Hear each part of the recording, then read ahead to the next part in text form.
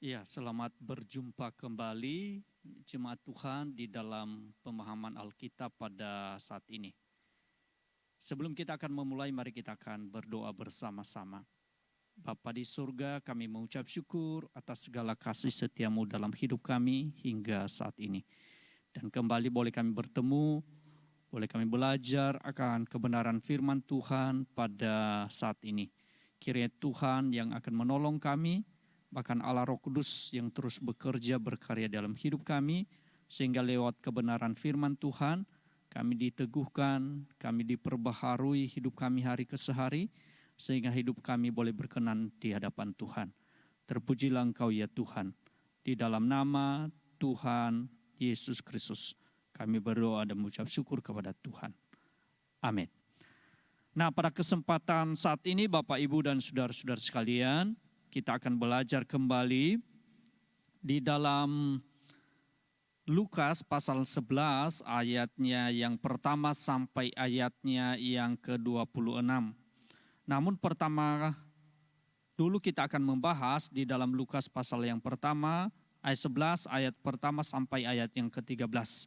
Saya bacakan buat Bapak, Ibu, dan saudara-saudara sekalian bunyi kebenaran firman Tuhan. Demikian firman-Nya. Pada suatu kali Yesus sedang berdoa di salah satu tempat. Ketika ia berhenti berdoa, berkatalah seorang dari murid-muridnya kepadanya, "Tuhan, ajarlah kami berdoa sama seperti yang diajarkan Yohanes kepada murid-muridnya." Jawab Yesus kepada mereka, "Apabila kamu berdoa, katakanlah, Bapa, dikuduskanlah namamu, datanglah kerajaanmu, berikanlah kami setiap hari makanan kami yang secukupnya, dan ampunilah kami akan segala dosa kami. Sebab kami pun mengampuni setiap orang yang bersalah kepada kami. Dan janganlah membawa kami ke dalam pencobaan." Lalu katanya kepada mereka, "Jika seorang di antara kamu pada tengah malam pergi ke rumah seorang sahabatnya dan berkata kepadanya, 'Saudara, pinjamkanlah kepadaku 3 roti, sebab seorang sahabatku yang sedang berada dalam perjalanan singgah ke rumahku, dan aku tidak mempunyai apa-apa untuk dihidangkan kepadanya.' Masakan ia yang di dalam rumah itu akan menjawab, 'Jangan mengganggu aku. Pintu sudah tertutup dan aku serta anak-anakku sudah tidur. Aku tidak dapat bangun dan memberikannya kepada saudara.' Aku berkata kepadamu, sekalipun ia tidak mau bangun dan memberikannya kepadanya karena orang itu adalah sahabatnya, namun karena sikapnya yang tidak malu itu, ia akan bangun juga dan memberikan kepadanya apa yang diperlukannya. Oleh karena itu, aku berkata kepadamu, mintalah, maka akan diberikan kepadamu, carilah, maka kamu akan mendapat, ketoklah, maka pintu akan dibukakan bagimu. Karena setiap orang yang meminta, menerima, dan setiap orang yang mencari, mendapat, dan setiap orang yang mengetok, baginya pintu dibukakan. Bapa manakah di antara kamu, jika anaknya minta ikan daripadanya, akan memberikan ular kepada anaknya itu ganti ikan? Atau jika ia meminta telur, akan memberikan kepadanya kalang jengking? Jadi jika kamu yang jahat tahu memberi pemberian yang baik kepada anak-anakmu, apalagi Bapamu yang di surga, ia akan memberikan Roh Kudus kepada mereka yang memintanya kepadanya. Nah, Bapak Ibu dan saudara-saudara sekalian, di dalam bagian kebenaran firman Tuhan ini lanjutan beberapa waktu yang lalu Bapak Ibu ya. Namun kalau kita melihat bagian dari Injil Lukas, sebagian besar memang khas Lukas ya, di dalam cara menulisnya. Kita melihat bagaimana cara khas Lukas ini, yaitu mengandung banyak episode, saudara ya. Dan juga perumpamaan yang yang tidak dijumpai di dalam Injil-Injil yang lain. Maksudnya kitab yang lain, misalkan di Injil Yohanes atau Lukas, Markus, dan yang lainnya. Dan mungkin hal ini hasil penelitian seperti yang dikatakan di dalam Lukas, bahwasanya dia menyelidiki hasil penelitian, kalau bahasa kerennya itu hasil riset dari Lukas sendiri. Nah, Bapak Ibu dan saudara-saudara sekalian, di dalam bagian pertama tadi yang baru kita baca, di dalam ayat yang pertama Bapak Ibu, dia berkata demikian ya. Pada suatu kali Yesus sedang berdoa di salah satu tempat.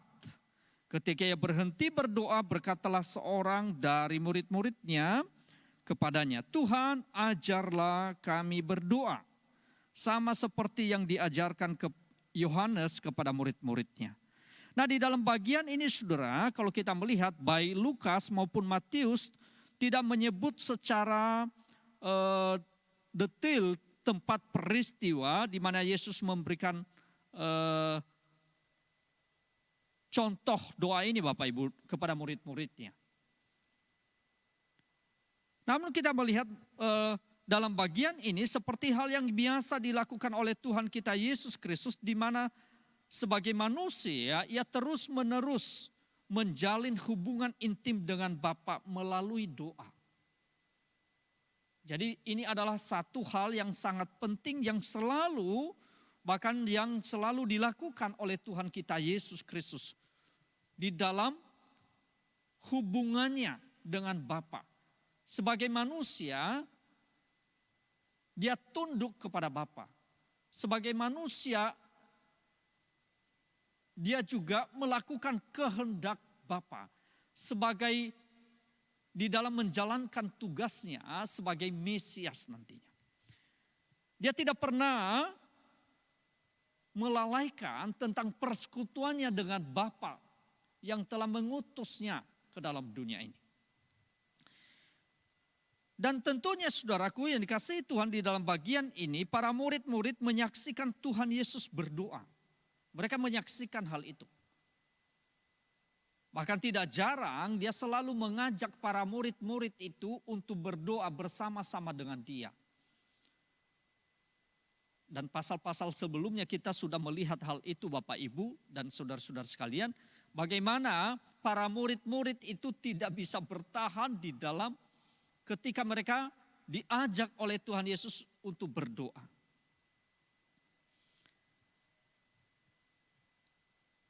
Namun di dalam bagian kebenaran firman Tuhan ini, di dalam ayat yang pertama tadi bahwasanya salah satu murid itu, bahkan mungkin itu adalah satu utusan dari rekan-rekannya yang lain Bapak Ibu ya. Untuk apa? Untuk menanyakan supaya atau memohon kepada Tuhan kita Yesus Kristus supaya apa? Supaya mereka diajar untuk berdoa. Di dalam bagian kebenaran firman Tuhan tadi dikatakan, maka para murid-murid meminta petunjuk bagaimana berdoa. Dengan berkata, "Tuhan, ajarlah kami berdoa sama seperti yang diajarkan Yohanes kepada murid-muridnya." Saudara, ini adalah sesuatu hal yang sangat menarik Bapak Ibu ya. Di mana di sana seperti yang diajarkan Yohanes kepada murid-muridnya. Di sini kita melihat bahwasanya Yohanes sangat concern dengan hal ini, ya. Yohanes sangat concern di dalam berdoa. Dan dia tidak hanya saja itu saudara, tetapi dia juga mengajar murid-muridnya Sehingga boleh mereka menyampaikan hal itu kepada sang guru, bahkan sang Tuhan kita Yesus Kristus, sang Mesias itu. Mereka memohon petunjuk bagaimana berdoa. Dan memang saudara-saudaraku yang dikasihi Tuhan, sudah seharusnya kepada Dialah mereka minta petunjuk karena memang Dialah Allah. Hanya kepada Dialah mereka seharusnya minta petunjuk. Dan memanglah tepat demikian. Dia adalah Allah, Dia adalah Tuhan, Dia adalah Mesias itu. Maka kita melihat di dalam bagian kebenaran firman Tuhan itu, Tuhan Yesus tidak menyepelekan permohonan mereka itu, permintaan mereka itu, untuk mereka diajar untuk berdoa. Di dalam ayat yang kedua, Bapak, Ibu, dan saudara-saudara sekalian, Tuhan Yesus menjawab serta memberitahukan kepada mereka. Kata firman Tuhan di dalam ayat yang kedua, jawab Yesus kepada mereka, apabila kamu berdoa, katakanlah, Bapa, dikuduskanlah namamu, datanglah kerajaanmu. Nah, kita akan belajar di dalam bagian ini, Bapak, Ibu, dan saudara-saudara sekalian. Di dalam bagian ini Tuhan Yesus bukan memaksudkan agar mereka meniru doa ini kata demi kata ya Bapak Ibu, bukan ya. Tetapi ada yang jauh lebih penting dari hanya sekedar kata-kata. Ya. Ada sesuatu makna di balik kata-kata itu. Ia sedang mengajar mereka bagaimana seharusnya bersikap secara benar dan mengucapkan hal-hal yang benar ketika berdoa. Jadi Bapak, Ibu, dan saudara-saudara sekalian, Tuhan Yesus itu tidak hanya saja memaksudkan untuk meniru kata-kata itu Bapak, Ibu, ya bukan. Tetapi lewat kata-kata yang telah diajarkan ada makna di balik itu, makna yang dalam, yang begitu penting.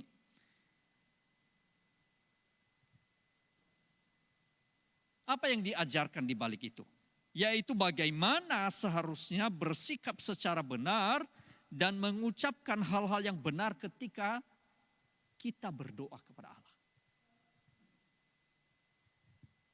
Saudara, hal yang pertama kita lihat, ia mengajarkan bahwa mereka memanggil Allah sebagai Bapa. Wah, ini adalah sesuatu sangat yang menarik Bapak Ibu ya. Sangat menarik.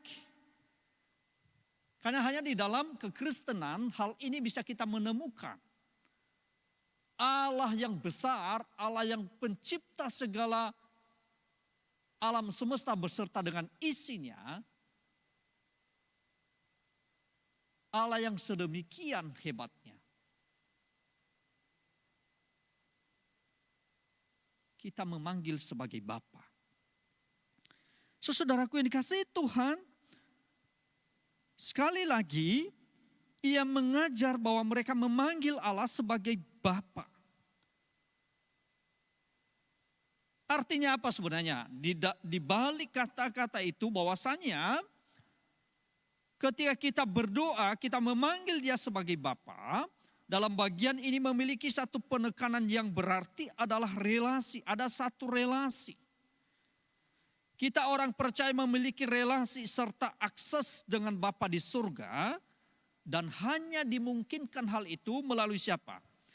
Melalui Yesus Kristus. Bapa yang jauh di sana, sekaligus Bapa yang jauh itu, Bapa juga yang hadir, yang dekat. Atau Allah yang transenden itu yang tidak bisa, yang jauh di sana. Tetapi Allah yang imanen, Allah yang hadir. Allah yang berelasi dengan manusia. Allah yang senantiasa mau mengadakan satu hubungan dengan manusia. Dan hal itu hanya dimungkinkan di dalam Tuhan kita Yesus Kristus.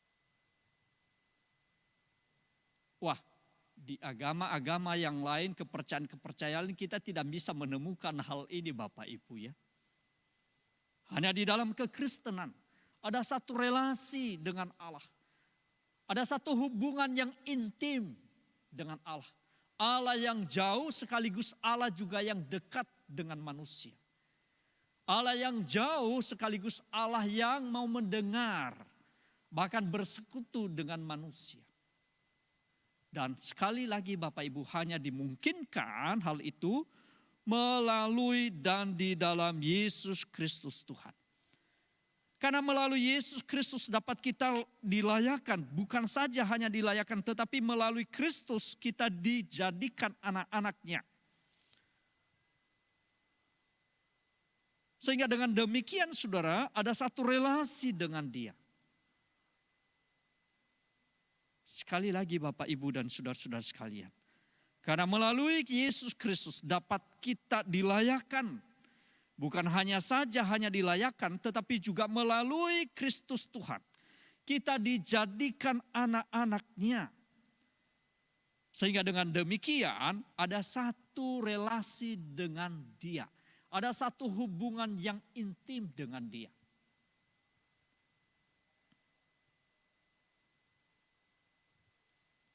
Hal yang kedua di dalam bagian ini Bapak Ibu dan saudara-saudara sekalian. Di dalam kalimat tadi.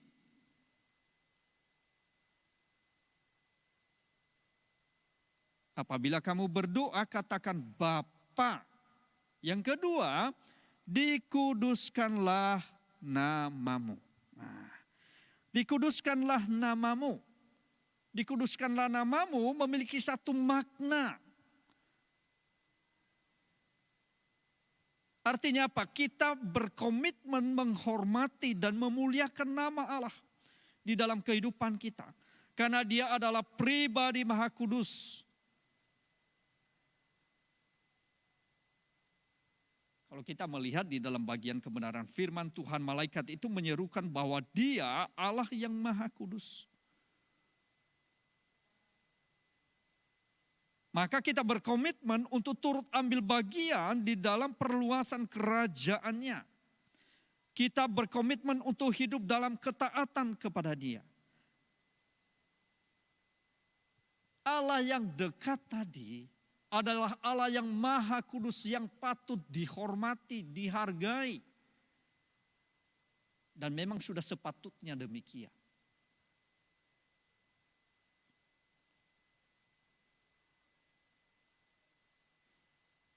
Saudaraku yang dikasihi Tuhan, makna ini yang perlu kita hayati di dalam kehidupan kita sebagai orang-orang percaya. Ketika Tuhan Yesus mengajarkan hal itu kepada murid-muridnya, kepada setiap orang yang percaya. Bapa, dikuduskanlah namamu, datanglah kerajaan. Artinya apa? Datanglah kerajaanmu di dalam bagian ini artinya apa? Orang-orang yang percaya tadi. Yang tidak hanya saja mengadakan relasi dengan Bapa, ingin mengetahui kerinduan dan kehendak Bapa di dalam hidup ini. Dengan penuh penghormatan, dengan penuh penghayatan, dengan penuh penghargaan. Karena Dia adalah Allah Maha Kudus, tetapi juga sekaligus kita berkomitmen untuk turut ambil bagian di dalam perluasan kerajaan-Nya. Kita taat kepada Dia.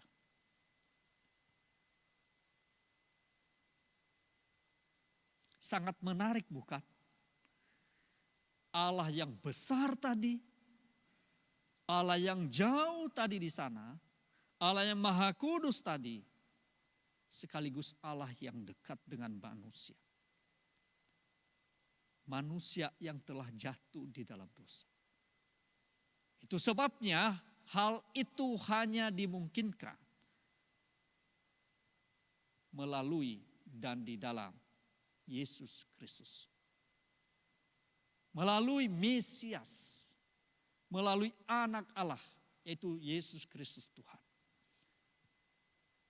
Semuanya ini saudaraku yang dikasihi Tuhan, sekali lagi kita dimungkinkan melalui Yesus Kristus Tuhan. Lebih lanjut lagi, Lukas menyampaikan di dalam ayatnya yang ketiga, ayat yang ketiga berkata demikian, berikanlah kami setiap hari makanan kami yang secukupnya. Saudaraku yang dikasihi Tuhan, setelah pengagungan, penghormatan kepada Allah yang maha besar itu, pujian kepada Allah yang besar itu, melalui dan di dalam Yesus Kristus Tuhan. Maka juga ada hal yang paling juga dirindukan dari anak-anaknya. Dia katakan tadi, berikanlah kami setiap hari makanan kami yang secukupnya. Artinya apa di dalam bagian kebenaran firman Tuhan ini? Artinya bahwa kita percaya kepada Tuhan, Allah tadi, Allah atau Bapa tadi saudara, Ia akan mencukupkan kebutuhan-kebutuhan kita. Ia memelihara kehidupan kita.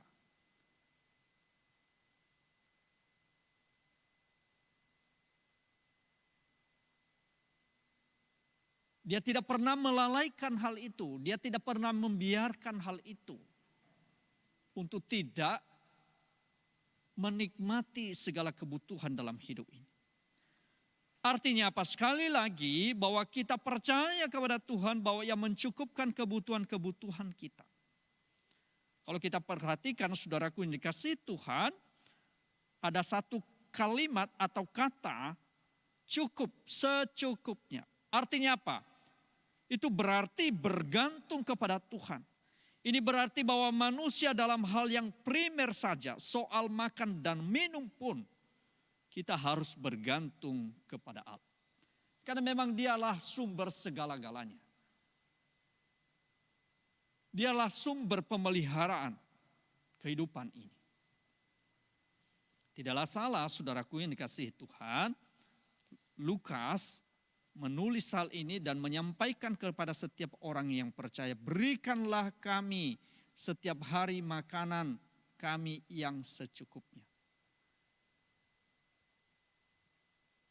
Pasti Tuhan memberikan kebutuhan-kebutuhan kita.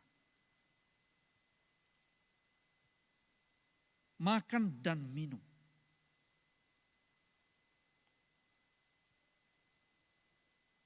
Tentunya secukupnya.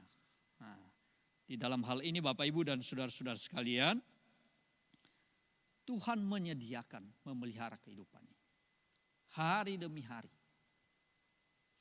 Sesuai dengan porsi kita masing-masing. Kalau boleh saya mengatakan itu sesungguhnya secukupnya. Allah menyediakan yang terbaik bagi setiap kita. Tidak hanya itu Bapak Ibu dan saudara-saudara sekalian, di dalam bagian doa yang diajarkan oleh Tuhan Yesus Kristus kepada setiap para pengikutnya. Dia berkata di dalam ayatnya yang keempat, Bapak Ibu berkata demikian, dan ampunilah kami akan dosa kami. Sebab kami pun mengampuni setiap orang yang bersalah kepada kami. Dan janganlah membawa kami ke dalam pencobaan. Saudara, di dalam bagian ini sangat penting sekali bahwasanya dia berkata di dalam firman Tuhan ini, dan ampunilah kami akan dosa kami. Ini adalah satu permohonan dan suatu pengakuan. Permohonan ini merupakan suatu pengakuan adanya kebutuhan yang tidak bisa dihindari oleh manusia. Sebab manusia sifatnya berdosa. Dan yang dimohonkan adalah kasih karunia ilahi. Pengampunan, belas kasihan dari Tuhan. Jadi saudara, tidak jarang di dalam kehidupan ini saudara, kita melakukan dosa di dalam hidup kita. Baik yang disengaja maupun yang tidak disengaja. Namun di dalam setiap pelanggaran kita, dosa yang kita lakukan itu, kita juga memohon belas kasihan dari Tuhan. Karena memang Dia adalah Allah yang penuh dengan belas kasihan. Tetapi jangan juga kita menyalahgunakan tentang belas kasihan dari Tuhan.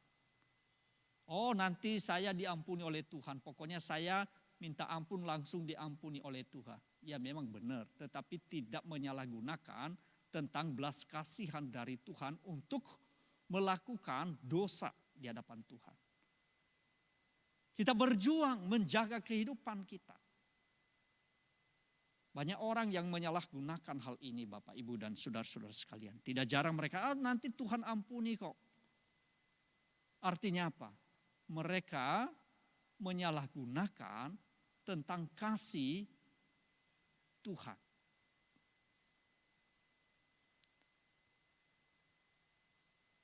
Tidak jarang mereka mengabaikan sebenarnya anugerah Tuhan di dalam hidup mereka. Sekali lagi Bapak, Ibu, dan saudara-saudara sekalian, dan ampunilah kami akan dosa kami. Kami di dalam satu komunitas secara pribadi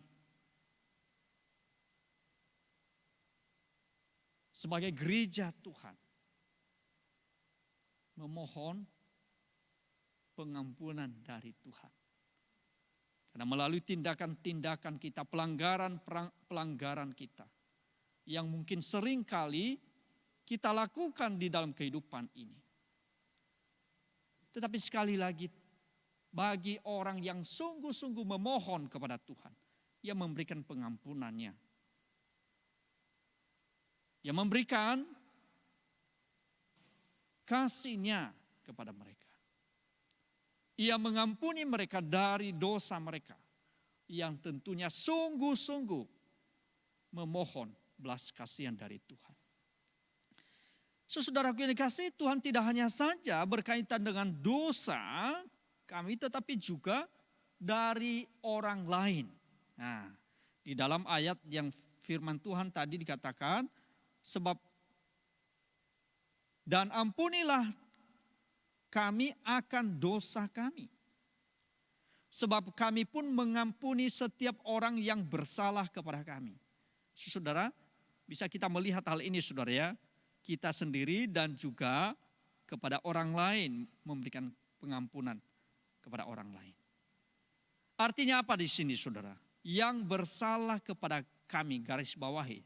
Dosa itu merupakan hutang kepada Allah yang tidak akan pernah mampu dilunasi oleh manusia. Itu perlu kita sadari. Dosa itu merupakan hutang kepada Allah yang tidak akan pernah mampu dilunasi oleh setiap manusia. Namun Bapak, Ibu, dan saudara-saudara sekalian, firman Tuhan juga memberikan satu keyakinan kepada kita. Bahwasanya melalui dan oleh darahnya kita beroleh penebusan. Di dalam Efesus pasal 1 ayat yang ke-7 berkata, sebab di dalam Dia dan oleh darahnya kita beroleh penebusan, yaitu pengampunan dosa, menurut kekayaan kasih karunia-Nya. Artinya apa? Saat kita menerima, bahkan telah yakin akan pengampunan dari Tuhan, maka di sisi yang lain kita juga bahkan dituntut supaya boleh kita juga mengampuni orang yang bersalah kepada setiap kita. Orang yang telah menerima belas kasihan, maka juga dia membagikan, men-sharekan belas kasihan itu kepada orang lain. Orang yang telah menerima pengampunan dari Tuhan dan sudah sepatutnya dan seharusnya dia juga memberikan pengampunan kepada orang lain. Bukankah kita adalah orang-orang yang berdosa di hadapan Tuhan? Namun oleh karena kasih-Nya, Dia menghampiri kita yang berdosa. Agar kita yang berdosa ketika kita datang kepada Dia dan percaya sungguh-sungguh kepada Dia, kita menerima penebusan melalui darah Tuhan kita Yesus Kristus. Jadi Bapak Ibu dan saudara-saudara sekalian, tidak hanya saja ketika kita menerima anugerah Tuhan yang besar itu, penebusan dan pengampunan dosa itu melalui darahnya, tetapi kita juga belajar untuk memberikan pengampunan bagi orang-orang lain yang telah melakukan kesalahan dalam hidup kita. Gampang enggak itu Bapak Ibu? Enggak gampang, sulit. Mungkin kata-kata itu mudah untuk kita ucapkan ya Bapak Ibu. Namun kita bergumul, kita tidak menjadi apatis, oh aku tidak mampu, dengan alasan tidak mampu. Enggak, kita percaya bahwa Tuhan akan menolong kita. Kuasa Allah itu bekerja di dalam hati kita. Sehingga boleh kita dengan penuh sukacita juga melepaskan pengampunan kepada orang-orang yang telah melakukan kesalahan kepada kita. Kuasa Allah Roh Kudus itu akan menolong kita, bahkan memampukan kita di tengah-tengah perjuangan kita untuk bisa memberikan pengampunan kepada orang-orang yang melakukan satu kesalahan kepada kita. Sungguh ajaib Bapak Ibu dan saudara-saudara sekalian. Orang yang telah menerima kasih, belas kasihan dari Tuhan yang besar itu, dia juga dituntut untuk boleh melepaskan pengampunan kepada orang-orang yang lain yang mungkin saja menyakiti, melukai hati kita.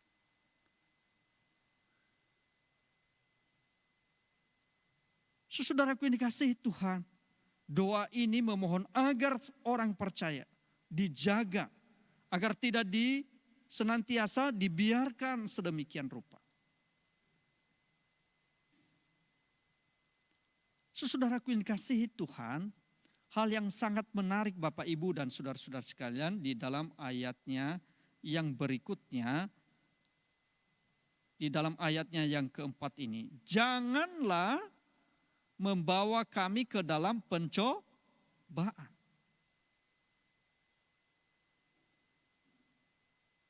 Janganlah membawa kami dalam pencobaan. Pencobaan tidak selalu berarti godaan untuk melakukan kejahatan Bapak Ibu ya. Sebab Allah tidak pernah mencobai sedemikian. Ya. Namun saudara di dalam doa ini memohon agar si orang percaya dijaga. Agar tidak diuji sedemikian rupa sehingga memaksa dia berbuat jahat. Artinya apa saudara? Supaya di tengah-tengah setiap tantangan dan pergumulan godaan dalam hidup ini, kita tetap dijaga agar tetap hati kita itu berpaut kepada Dia. Manakala pencobaan itu menghampiri setiap orang percaya, mereka tetap menaruh iman dan percaya mereka kepada Tuhan. Baik di dalam kelimpahan maupun juga di dalam pergumulan-pergumulan. Tidak jarang bukan dua hal ini saudara menjadi alat ya bagi manusia. Apakah di tengah-tengah kelimpahan mereka masih tetap percaya kepada Tuhan? Ataukah sebaliknya? Atau juga sebaliknya di tengah-tengah pergumulan kehidupan ini, kesulitan. Apakah kita tetap percaya kepada Tuhan? Ataukah kita meragukan juga Dia di dalam hidup? Meragukan tentang kasih-Nya yang besar dalam hidup kita. Dan tidak jarang hal itu diperhadapkan di dalam setiap perjalanan iman kita kepada Tuhan. Itu sebabnya dia mengajar, janganlah membawa kami ke dalam pencobaan. Supaya kita tidak terjebak di dalam hal ini. baik kelimpahan maupun juga di dalam penderitaan atau pergumulan. Tentunya Bapak, Ibu, dan saudara-saudara sekalian, hal inilah yang akan mendasari dan Tuhan akan mendengar hal itu. Ketika kita doa-doa kita itu berkenan kepada Tuhan. Dia mendengar, bahkan dia menjawab doa kita yang sedemikian. Karena bukan lahir dari untuk memuaskan keinginan kita, tetapi tadi dikatakan karena relasi dengan Bapa. Tidak hanya saja berhenti dengan relasi, kita tahu bahwa Dia adalah Allah yang kudus. Dan itu sangat dimungkinkan di dalam Yesus Kristus Tuhan. Tidak hanya saja itu, ketika kita berdoa tadi dikatakan, dan ampunilah kami, sadar akan keberadaannya. Bahwa hanya belas kasihan Tuhan dinyatakan kepada mereka yang sungguh-sungguh percaya kepada Dia. Bagi mereka yang telah percaya kepada Dia juga, harus mereka belajar untuk melepaskan pengampunan bagi orang lain yang juga telah melakukan kesalahan dalam hidup ini. Sebagai bukti bahwa mereka sungguh-sungguh mengasihi Tuhan dan juga mengasihi sesamanya. Saudaraku yang dikasihi Tuhan, di dalam ayatnya yang kelima berkata demikian. Lalu katanya kepada mereka, jika seorang di antara kamu pada tengah malam pergi ke rumah seorang sahabatnya dan berkata kepadanya, saudara, pinjamkanlah kepadaku 3 roti.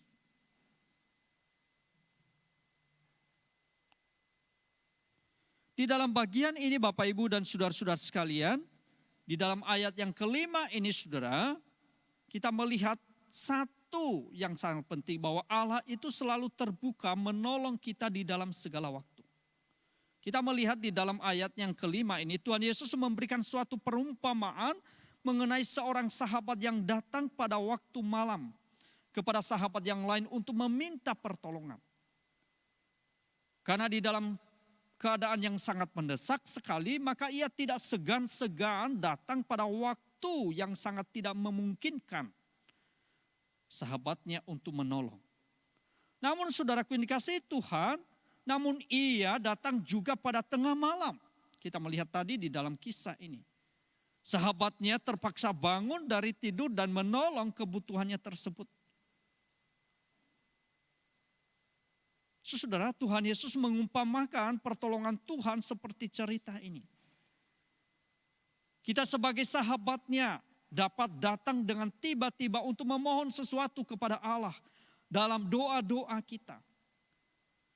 Kita tidak perlu menunggu hari esok. Enggak. Setiap saat Dia mau mendengar. Dan setiap saat Dia mau, bahkan diberikan kesempatan bagi kita untuk boleh kita datang memohon kepada Dia.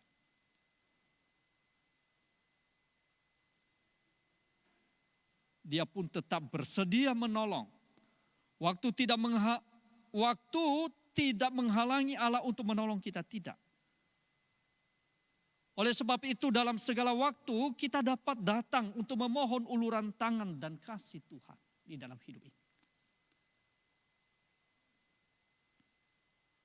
Itu sebabnya di dalam bagian ini, di dalam kisah ini dilanjutkan secara khusus ayat 6 dan ke-7 Bapak Ibu ya. Ayat 6 dan ke-7 dia mengatakan, sebab seorang sahabatku yang sedang berada dalam perjalanan singgah ke rumahku. Dan aku tidak mempunyai apa-apa untuk dihidangkan kepadanya. Masakan ia yang di dalam rumah itu akan menjawab, jangan mengganggu aku. Pintu sudah tertutup dan anak-anakku sudah tidur. Aku tidak dapat bangun dan memberikannya kepada saudara. Bisa kita melihat di sini Bapak, Ibu, dan saudara-saudara sekalian. Di dalam kisah atau perumpamaan yang disampaikan oleh Tuhan Yesus kepada murid-muridnya, bahkan kepada setiap orang percaya. Sekali lagi, di dalam bagian ayat ini saudara, Allah selalu membuka pintu untuk menolong kita. Di dalam ayat yang ke-7 tadi memperlihatkan kepada kita bahwa sahabat yang datang pada waktu malam itu mengetok pintu meminta pertolongan. Maka pintu itu dibukakan baginya. Ayat ini jelas memberikan pengertian kepada kita bahwa Allah itu begitu baik. Sehingga ia senantiasa mendengar ketukan pada pintu hatinya. Ketukan ini akan makin keras apabila kebutuhan itu makin besar dan terdesak, saudara. Untuk itu ia mau membukakan pintu hatinya bagi kita yang meminta pertolongan. Hal ini berarti, saudaraku, bahwa ia akan membuka jalan dari setiap masalah yang sedang kita hadapi. Kalau Allah telah membuka pintu bagi kita, maka tidak seorang pun yang dapat menutupnya lagi. Bukan. Berkat dan pertolongan itu akan diberikannya kepada setiap orang yang datang kepada Dia dengan sungguh-sungguh. Dia memberikan pengharapan. Dialah yang memegang kunci dari pintu itu. Kita sebagai anak-anaknya akan menemukan pintu itu tidak terkunci. Ia selalu membukanya untuk kita ketika kita mau masuk ke dalam pengharapan itu. Tapi seandainya ada yang menutup pintu itu bagi kita, maka Allah akan membuka hal yang lain. Tidak ada satupun yang bisa menutup itu, karena Dialah pemegang. Saudara, sangat indah dan sangat menarik, bukan? Doa yang terus menerus, tak henti-hentinya. Memohon belas kasihan dan dari Tuhan. Kalau saja sahabat tadi, saudara,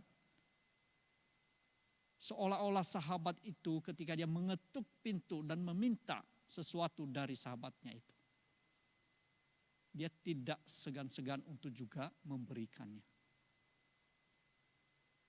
Apalagi Allah yang di dalam kasih-Nya yang sempurna dan kekal itu, Dia memberikan yang terbaik bagi setiap kita. Itu sebabnya ditekankan di dalam ayatnya yang ke-8 berkata demikian, Bapak Ibu, aku berkata kepadamu sekalipun ia tidak mau bangun dan memberikan kepadanya karena orang itu adalah sahabatnya, namun karena sikapnya yang tidak malu itu, ia akan bangun juga dan memberikan kepadanya apa yang diperlukannya.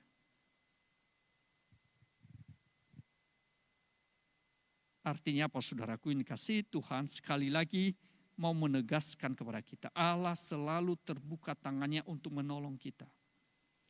Ia tidak membeda-bedakan orang. Di dalam ayat yang ke-8 tadi, nampak dalam perumpamaan ini bahwa Allah adalah seorang sahabat yang selalu membuka tangannya untuk menolong kita. Artinya kepada siapapun ia tidak menolak. Ia tidak membeda-bedakan. Ia tidak mempunyai pertimbangan suka atau tidak suka. Tapi di matanya semua orang yang membutuhkan pertolongan itu layak ditolong. Hal ini terjadi oleh karena belas kasihannya kepada banyak orang. Yesus pun telah mati di kayu salib bukan hanya untuk orang tertentu, tidak, saudara. Tapi untuk semua orang yang mau datang dan percaya kepada Tuhan. Semua orang dikasihi oleh Tuhan dan layak mendapat pertolongan. Oleh sebab itu, saudara, janganlah kita segan untuk datang kepadanya. Meminta pertolongan sesuai dengan kehendak-Nya, bukan karena keinginan dan kehendak kita, bukan. Tetapi hendaklah kita menjadi anak-anak Tuhan yang setia dan taat akan perintah-Nya. Bukankah itu yang ditegaskan melalui kebenaran firman Tuhan, jikalau kamu tinggal di dalam aku dan firman-Ku tinggal di dalam kamu, mintalah apa saja yang kamu kehendaki, maka kamu akan menerimanya. Artinya apa? Ya tentunya sesuai dengan kehendak Tuhan pasti diberikan kepada kita. Apa yang menjadi kehendaknya? Kadang-kadang kita meminta sesuatu karena keinginan daging kita. Sehingga acap kali kita menjadi kecewa seolah-olah Tuhan tidak mendengar. Tapi sekali lagi, manakala kita anak-anaknya Yang sudah ada relasi, otomatis ketika ada relasi, ada satu kepekaan, apa sih yang menjadi kehendak Tuhan di dalam hidup ini untuk kita lakukan. Pasti ketika kita memohon hal itu, Tuhan akan berikan. Itu sebabnya Tuhan menyampaikan hal itu. Di dalam ayat yang ke-9, oleh karena itu aku berkata kepadamu, mintalah maka akan diberikan kepadamu. Carilah maka kamu akan mendapat. Ketoklah maka pintu akan dibukakan bagimu.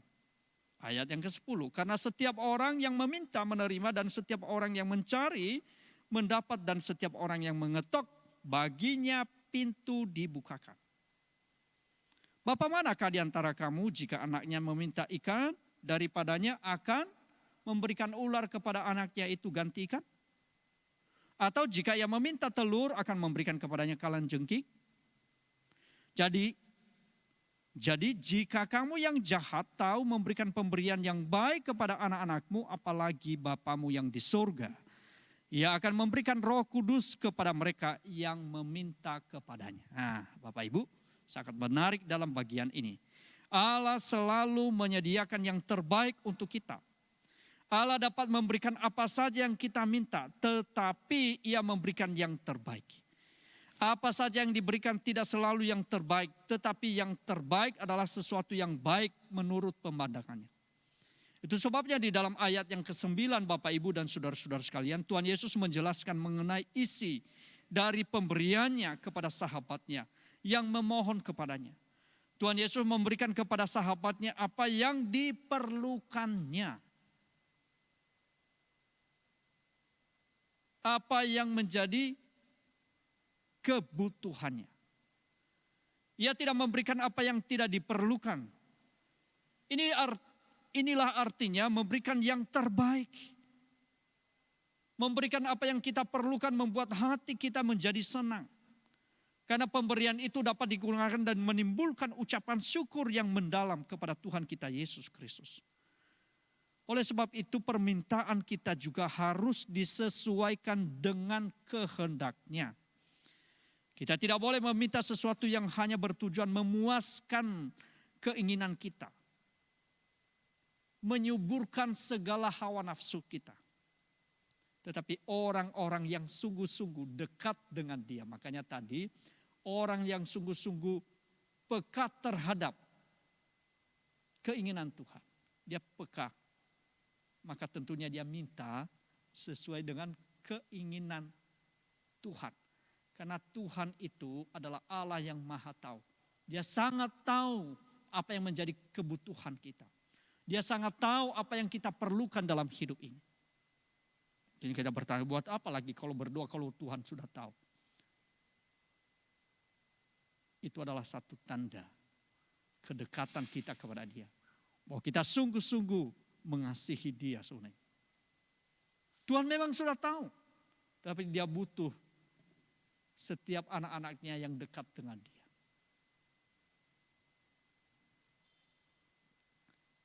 Saudaraku yang dikasihi Tuhan, itu bagian yang pertama yang boleh kita pelajari. Selama ini apa yang menjadi isi doa-doa kita kepada Tuhan?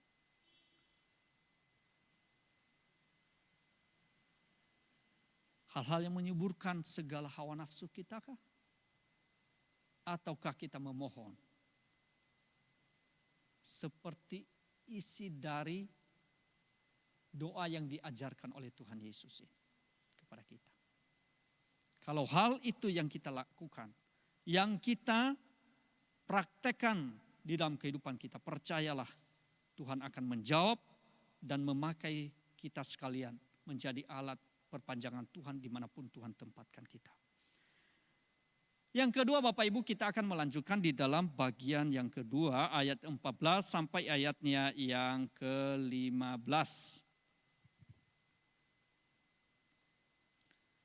Ayat 14 sampai ayatnya yang ke-26 maksud saya. Demikian kebenaran firman Tuhan, saya bacakan buat Bapak Ibu sekalian. Ayat 14 sampai ayatnya yang ke-12. Saya bacakan dengan cepat. Pada suatu kali Yesus mengusir dari seorang suatu setan yang membisukan. Ketika setan itu keluar, orang bisu itu dapat berkata-kata. Maka heranlah orang banyak. Tetapi ada di antara mereka yang berkata, ia mengusir setan dengan kuasa Beelzebul, penghulu setan. Ada pula yang meminta suatu tanda dari surga kepadanya untuk mencobai dia. Tetapi Yesus mengetahui pikiran mereka lalu berkata, setiap kerajaan yang terpecah-pecah pasti binasa. Dan setiap rumah tangga yang terpecah-pecah pasti runtuh. Jikalau iblis itu juga terbagi-bagi dan melawan dirinya sendiri, bagaimanakah kerajaannya dapat bertahan? Sebab kamu berkata bahwa aku mengusir setan dengan kuasa Beelzebul. Jadi jika aku mengusir setan dengan kuasa Beelzebul, dengan kuasa apakah pengikut-pengikutmu mengusirnya? Sebab itu merekalah yang akan menjadi hakimmu. Tetapi jika aku mengusir setan dengan kuasa Allah, maka sesungguhnya kerajaan Allah sudah datang kepadamu. Apabila seorang yang kuat dan yang lengkap bersenjata menjaga rumahnya sendiri, maka amanlah segala miliknya. Tetapi jika seorang yang lebih kuat daripadanya menyerang dan mengalahkannya, maka orang itu akan merampas perlengkapan senjata yang diandalkannya dan akan membagi-bagikan rampasannya. Siapa tidak bersama aku, ia melawan aku, dan siapa tidak mengumpulkan bersama aku, ia mencerai beraikan. Puji Tuhan. Saudara, di dalam bagian ini, saudara, di dalam konteks bacaan kita, Tuhan Yesus itu setelah mengusir roh jahat yang mengakibatkan kebisuan pada seseorang, terjadilah perbincangan di antara mereka yang menyaksikan mukjizat itu. Ya, Bapak Ibu dan saudara-saudara sekalian. Kita tahu pekerjaan iblis itu selalu membinasakan, ya. Membelenggu, mengikat dan membinasakan. Tetapi Allah di dalam kasih-Nya selalu apa? Membebaskan manusia itu agar mereka menikmati sukacita dan damai sejahtera. Kita melihat di dalam konteks ini Bapak Ibu dan saudara-saudara sekalian, setelah Tuhan Yesus mengusir roh jahat yang mengakibatkan kebisuan pada seseorang itu, terjadilah perbincangan di antara mereka yang menyaksikan mukjizat itu. Maka sebagian yang menyaksikan hal itu menjadi kagum tentunya. Sekedar heran pada tindakan Tuhan Yesus. Namun bukan pada pribadi, siapa mereka bertanya siapakah dia itu. Hanya sekedar kagum aja. Menyaksikan mukjizat itu. Dan sebagian juga menyaksikan perbuatan ajaib itu. Mereka menyaksikan, melihat. Bahkan sebagian juga menuduh bahwa pengusiran setan itu dengan kuasa Beelzebul, saudara. Di sini kita melihat Bapak Ibu dan saudara-saudara sekalian, di dalam dialog itu tadi kita melihat bahwasanya berbagai macam pandangan ini. Mereka menuduh dia, bahkan ada yang tidak mau percaya dengan kuasa yang dilakukan oleh Mesias, anak Allah itu. Bahkan ada yang mencoba mendiskreditkan Tuhan Yesus dengan menuduh bahwa Tuhan Yesus berkonspirasi dengan kepala setan-setan untuk mengusir setan. Coba bayangkan itu Bapak Ibu dan saudara-saudara sekalian. Itu yang terjadi.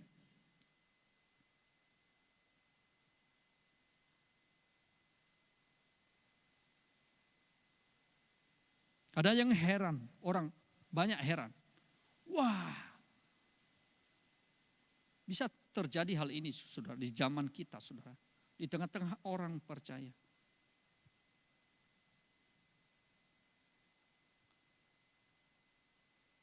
Saudaraku, di dalam bagian ini mereka menuduh Tuhan kita Yesus Kristus seolah-olah kuasa yang dia pakai itu adalah kuasa dari Beelzebul. Itu yang dikatakan di dalam ayat yang tetapi ada di antara mereka yang berkata ia mengusir setan dengan kuasa Beelzebul, penghulu setan. Kalau kita melihat Bapak Ibu, Beelzebul adalah nama lain untuk iblis atau setan.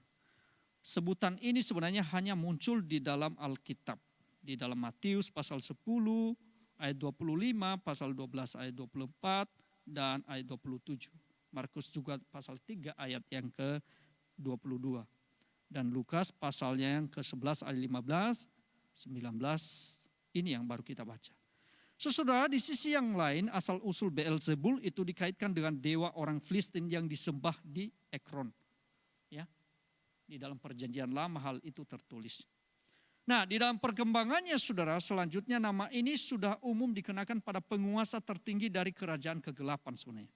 Jadi Beelzebul, Lucifer, iblis dan setan adalah nama yang sama atau sinonim. Nah, Bapak Ibu, dengan mengambil nama atau kata Beelzebul yang diartikan sebagai tuan rumah, ya, Beel sama dengan kata Baal yang berarti tuan, dan kata Zebul yang berarti rumah. Maka artinya jelas bahwa setan selalu ingin menguasai kehidupan seseorang, berusaha ya saudara ya, berusaha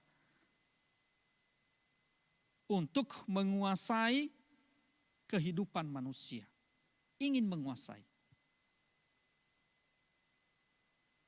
Namun saudaraku yang dikasihi Tuhan, Tuhan Yesus menjawab dua perbincangan tersebut dengan dua pernyataan, yaitu di dalam ayat yang ke-16.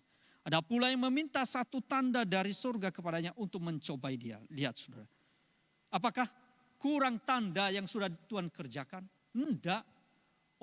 Sudah dinyatakan berulang kali kepada mereka kok. Tanda-tanda yang ajaib. Hal-hal yang ajaib. Namun hati mereka tidak pernah berubah dengan adanya tanda dan ajaib itu. Tidak membuat mereka bertobat dengan tanda-tanda yang ajaib. Karena memang hanya tujuan mereka untuk mencobai dia. Alkitab mengatakan, bahkan memberikan satu penegasan kepada kita. Bahwa Tuhan Yesus Kristus itu tahu pikiran mereka. Tahu kedalaman hati mereka. Dan memang dia adalah Allah yang telah menjadi manusia. Itu sebabnya di dalam bagian ayat 17, tetapi Yesus mengetahui pikiran mereka lalu berkata, setiap kerajaan yang terpecah-pecah pasti binasa dan setiap rumah tangga yang terpecah-pecah pasti runtuh. Jikalau iblis itu juga terbagi-bagi dan melawan dirinya sendiri, bagaimanakah kerajaan dapat bertahan? Sebab kamu berkata bahwa aku mengusir setan dengan kuasa Beelzebul. Jadi jika aku mengusir setan dengan kuasa Beelzebul, dengan kuasa apakah pengikut-pengikutmu mengusirnya? Sebab itu merekalah yang akan menjadi hakimmu. Di dalam ayat yang ke-17 itu pernyataan Tuhan Yesus ini bertujuan mengarahkan pikiran pendengar dengan logika yang tepat. Ya saudara ya. Sekali lagi di dalam kemahatauannya saudara, Allah itu mengetahui pikiran manusia. Tuhan Yesus itu mengetahui kedalaman hati manusia yang penuh dengan intrik, yang penuh dengan kemunafikan. Allah itu tahu. Tidak ada satupun yang tersembunyi. Sehingga di dalam bagian kebenaran firman Tuhan itu saudaraku yang dikasihi Tuhan, Tuhan Yesus memberikan satu jawaban, penegasan kepada mereka. Bahwa sesungguhnya itu tidak mungkin. Dia melakukan kuasa untuk memulihkan orang tadi saudara, menyembuhkan dengan kuasa setan. Tidak. Tapi kuasa Allah, kuasanya sendiri. Dia menunjukkan bahwa dia adalah Allah itu sendiri, Mesias itu sendiri.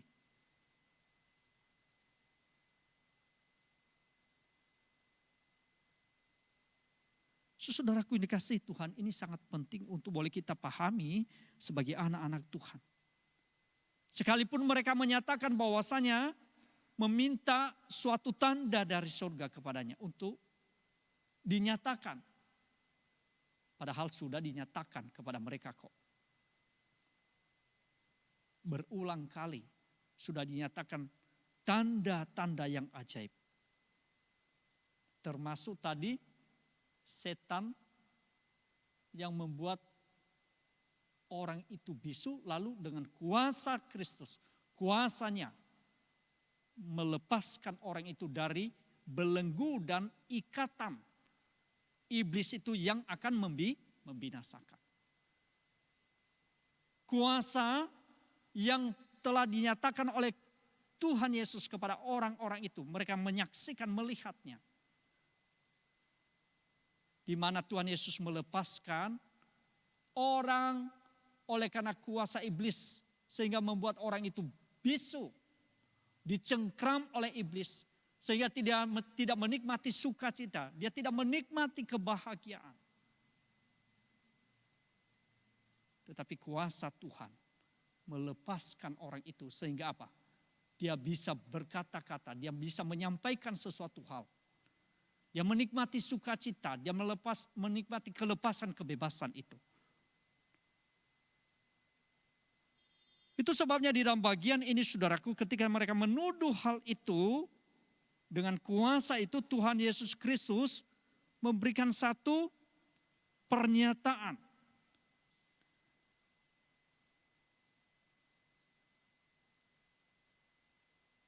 Bahwasanya di dalam ayat 19 jelas menyatakan bahwa jikalau mereka mengatakan yang mengusir setan dengan kuasa setan, lalu anak-anak mereka akan mengusir setan dengan kuasa apa? Pernyataan Tuhan Yesus terkait dengan kata penghulu setan yang dilontarkan oleh orang-orang banyak di ayat yang ke-15 tadi, di ayat yang ke-15 tadi. Kita perlu menjawab bahwasanya saudara, Tuhan Yesus berkata sebenarnya, tidaklah mungkin. Sebab tuduhan itu tidaklah mungkin. Itu tidak masuk akal. Yang kedua, kalau sama setan saling melawan, maka kerajaannya pasti akan hancur. Dan itu dikatakan di dalam ayat yang ke-17 dan ayat yang ke-18.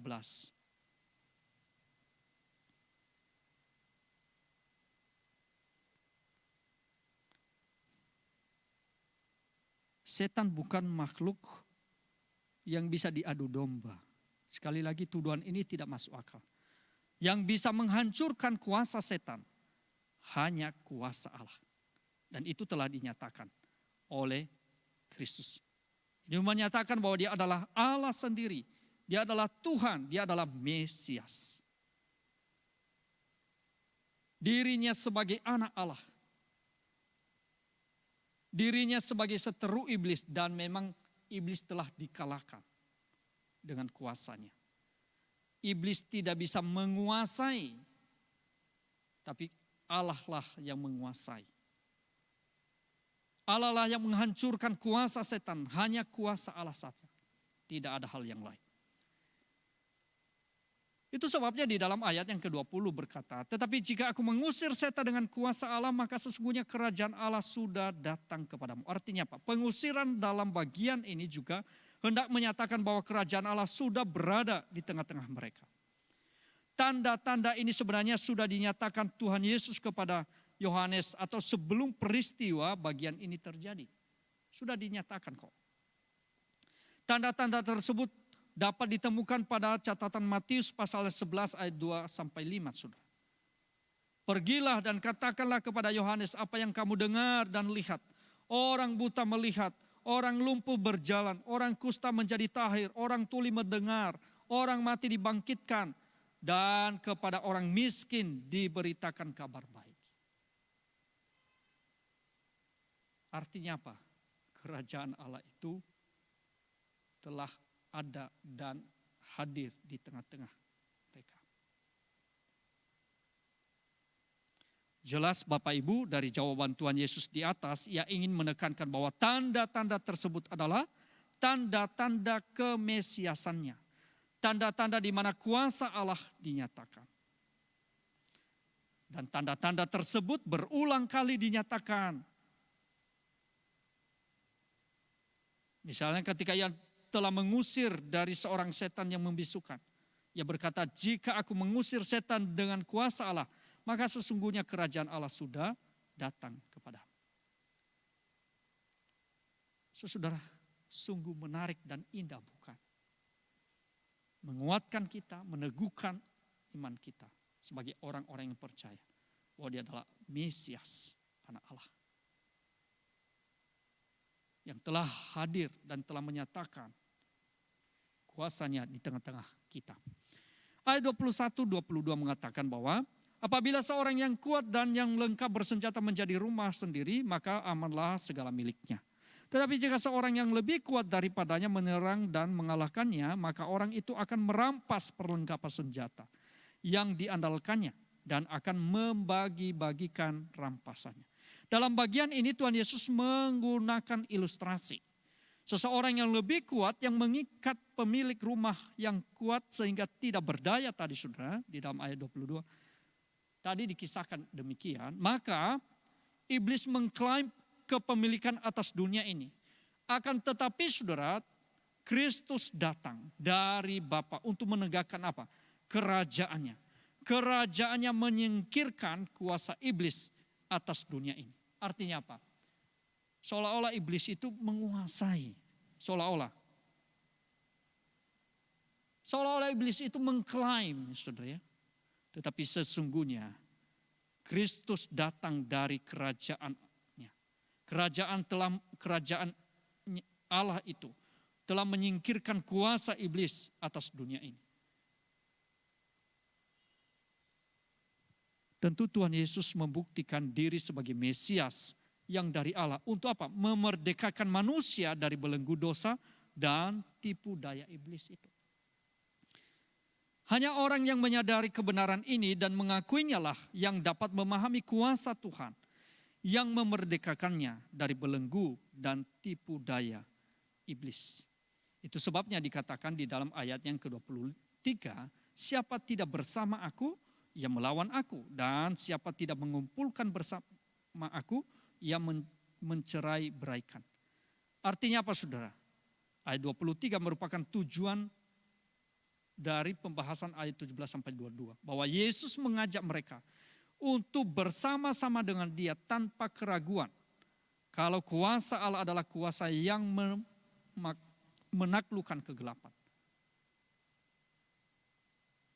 Sekaligus di dalam bagian ini juga memberikan satu pemahaman, pengertian, membuka pengertian kita, pemahaman kita bahwa kehidupan manusia tidaklah ada yang netral. Namun harus berpihak. Keberpihakan kita di mana? Kepada Tuhankah ataukah kepada iblis? Di dalam konteks ini tidak ada yang netral. Itu sebabnya di dalam ayat ke-23 itu menjadi penekanan. Siapa tidak bersama aku, ia melawan aku. Dan siapa tidak mengumpulkan bersama aku, ia mencerai beraikan. Hanya dua pilihan. Maukah kita mengikut dia dan bersama dia. Dan ketika kita ikut, percaya dan bersama dengan dia, maka kebebasan itu akan kita menikmati. Kebebasan dari belenggu kuasa kegelapan, kuasa iblis itu. Dan dia membawa kita di dalam terangnya yang ajaib. Di dalam ayatnya yang ke-24 dan 26. Apabila roh jahat keluar dari manusia, ia pun mengembara ke tempat-tempat yang tandus mencari perhentian. Dan karena ia tidak mendapatnya, ia berkata, aku akan kembali ke rumah yang telah kutinggalkan itu. Maka pergilah ia dan mendapati rumah itu bersih, tersapu dan rapi teratur. Lalu ia keluar dan mengajak 7 roh lain yang lebih jahat daripadanya. Maka mereka masuk dan berdiam di situ. Maka akhirnya keadaan orang itu lebih buruk daripada keadaannya semula. Saudaraku yang dikasihi Tuhan, di dalam nas ini Tuhan Yesus Kristus mengajarkan bahwa roh jahat bukan hanya ada dan dapat merasuki, tetapi juga dapat kembali lagi ke tempat sebelumnya di mana ia merasuk, sekalipun telah diusir oleh kuasa Allah. Roh jahat yang keluar dari tubuh manusia mencari tempat tandus untuk berhenti. Nah ini saudara ya.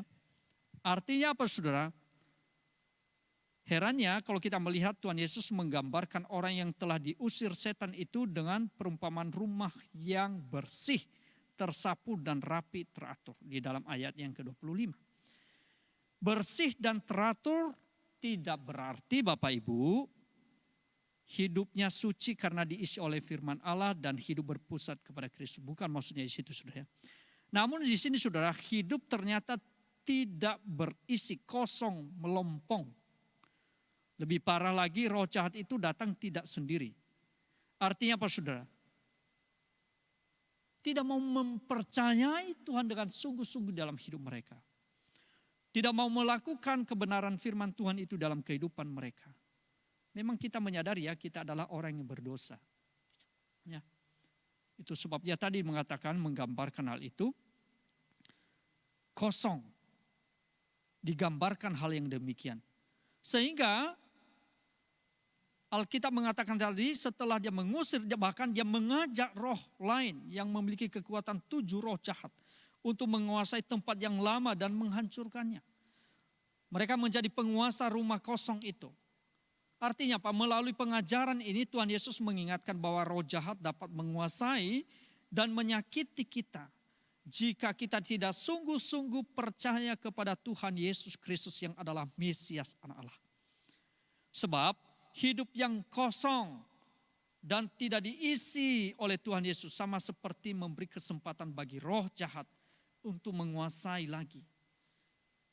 Orang yang kerasukan setan dapat membahayakan diri sendiri atau juga orang lain. Tetapi Yesus sudah mematahkan kuasa iblis di atas kayu salib.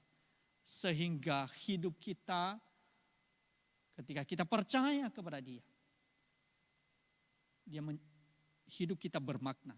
Tidak hanya saja bermakna, tetapi dipakai sebagai alat perpanjangan tangan Tuhan dimanapun Tuhan tempatkan kita. Itu sebabnya saudaraku yang dikasihi Tuhan, ketika kita percaya kepada Tuhan, isilah hidup kita dengan perkara-perkara yang memuliakan Tuhan. Isilah hidup kita dengan firman-Nya, sehingga firman Tuhan itu boleh bertumbuh, berakar, dan menghasilkan buah-buah yang baik dan memuliakan Tuhan. Tidak memberikan kesempatan bagi kuasa iblis itu untuk bekerja. Tidak memberikan kesempatan bahkan memberikan ruang kepada iblis itu untuk senantiasa mengisi hati kita. Jangan. Tetapi isilah hidup kita dengan firman-Nya. Sehingga dimanapun Tuhan tempatkan kita boleh dipakai sebagai alatnya.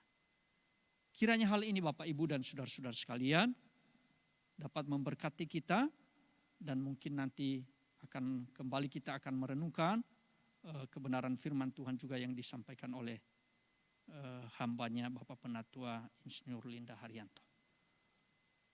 Mungkin ada hal-hal yang terlewatkan dari saya, nanti mungkin akan disinggung lagi di dalam pembahasan berikutnya di dalam Lukas 11 ayat pertama sampai ayat 26.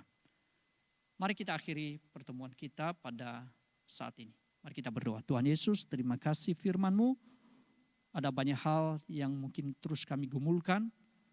Engkau mengajarkan kami bagaimana kami seharusnya berdoa kepada Tuhan. Karena lewat doa sesungguhnya kami boleh mengadakan satu relasi, hubungan yang intim dengan Engkau. Sehingga di dalam relasi kami, boleh kami mengetahui kehendak Tuhan di dalam hidup kami. Apa yang seharusnya kami lakukan, apa yang seharusnya kami perbuat di dalam hidup kami. Kami juga percaya Tuhan di dalam permohonan doa kami, dengan sungguh-sungguh maka Engkau mendengar. Engkau menyatakan belas kasihan-Mu atas kami. Terima kasih Tuhan. Berkati seluruh jemaat-Mu dan berkati hamba-Mu yang telah menguraikan sebagian daripada firman-Mu. Kuasa Roh Kudus yang-Mu ya Tuhan yang terus bekerja di dalam hati kami masing-masing. Memberikan pengertian-pengertian, pemahaman-pemahaman, bahkan yang menumbuh kembangkan firman-Mu di dalam hati kami. Sehingga menghasilkan buah-buah yang baik dan memuliakan Tuhan. Terpujilah Engkau ya Tuhan, di dalam nama Tuhan Yesus kami berdoa.